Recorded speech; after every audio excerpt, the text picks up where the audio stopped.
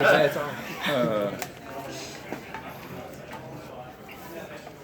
much, I'm sure there was a little bit of thrown in the deep end for those two freshman linebackers in the spring. Where you see them at now? How much do you think they might be able to contribute? I'm excited about them. I think that maybe some of the answers to that question might be a little different, might be compounded here in a few weeks after more experience. I think that they'll both make this huge jump during the course of fall camp as well. What I love about them is they're intelligent, they're tough, they work, they let you coach them hard. They're skilled.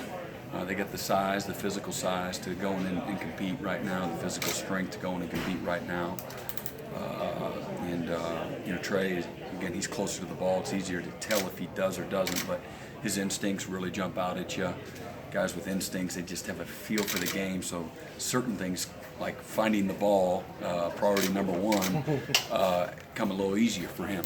And then guys that aren't instinctive, Kendall Joseph, BJ, those are guys that are good instincts.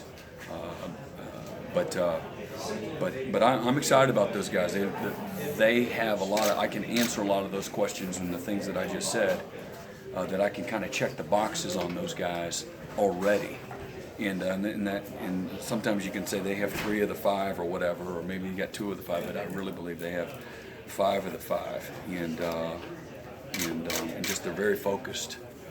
Again, I'm talking about them because they're at my position. They're super focused guys about what they want today and tomorrow, and they just don't get distracted. Distractions don't happen for those guys. And sometimes guys are so focused on greatness that they don't allow distractions to get in. And more often than not, that's not the case, and that's something that guys can acquire through maturity. But the real special ones have it, or it's developed sooner rather than later. And those two guys, I really believe that they have. They're not perfect. They got plenty to get better at, but it makes you feel that, okay, these guys have a chance, sooner rather than later. You said at the end of the spring that this offseason was an important time for a guy like Ben Boulware to exert his leadership to help bring these guys along. Do you feel like that's been the case? I do. He's a guy that's so invested. And to get the detail, so I'm in constant contact with Ben just as my liaison. Ben, how's it going? And sometimes I may not even be listening, but I want him to. I usually am, but and it's really not what he tells me. It's just okay. He's in the middle of it. He's in the thick of it. He's invested in it. He cares. So I'm just trying to help that growth and that development with him and his leadership.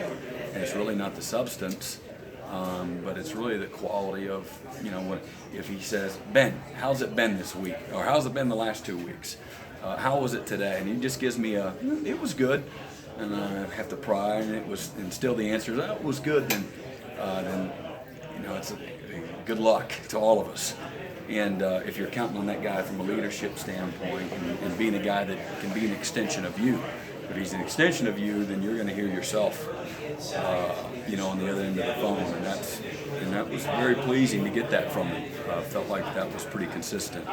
But a guy that's very invested, he understands what our expectations are as a staff.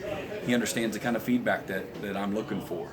The urgency, the effort, the guys jacking around. And again, it's never going to be like if us coaches were there holding them to the fire every snap, but you want something that you want maturity and guys that care, and when it gets a little bit lax, the guys are pulling them back in line. It's as much turnover as there is, and you got to find guys to fit in spots. You got a guy like Christian up front who's very much that kind of extension of you in a lot of ways, and Ben in the middle, and then a guy like Cordray at the back end.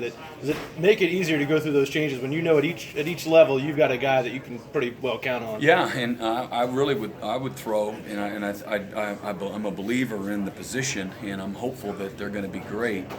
But I really think that they're super solid and better than any other position in their depth and their quality of play. But they're not great yet.